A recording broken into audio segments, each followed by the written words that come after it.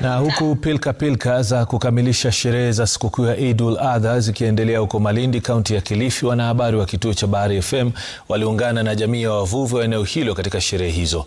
Mkuu wa idhaa hiyo inayomilikiwa na kampuni ya Royal Media Services, Emma Marevu, aliahidi kushirikiana na mashabiki hao wa Bahari FM katika kuangazia changamoto za sekta ya uvuvi ambayo ni muhimu katika uchumi wa eneo la Pwani. Stoshe, tunapitia changamoto sana sisi. Wakati tunaenda baharini kwenda kuchukua samaki ili kwenda kuuza, kuna changamoto pia kule baharini huwa tunazipata. Mama karanga hawezi pata samaki baharini mpaka mvuvi amwambie unipe mangwe ndio nikupe samaki.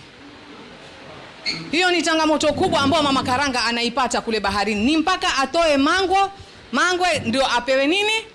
Apewe samaki. Sisi kama wametutunuku kama Shela BMU wakituletea misaada kutoka ya members wetu, wavuvi wetu, watuuzi wetu, mama karanga wetu. Kwa hivyo waje kwa ofisi na wategemeze zile misaada kupitia viongozi wa BMU, sio viongozi wa department ya fisheries pale. Sisi tuko nao wale kama mentor, wale ni mato tu, lakini kuhusu utendakazi wa BMU ni wao wenyewe. Viongozi wa BMU ndio wenye kuendesha zoezi kama lile. Tumeweza kuona kwamba kweli katika sekta ya uvuvi ama sekta ya ubaharia kwa ujumla kunazo changamoto nyingi, nasi kama Bahari FM basi tumejitolea kuwa kituo pekee hapa Pwani ambao tutakuwa tunavalia njuga masuala haya ya ubaharia na kuhakikisha kwamba ndugu zetu ambao wanafanya kazi katika sekta hii wanapata haki yao na vile vile wanafurahia maisha kama Wakenya wengine.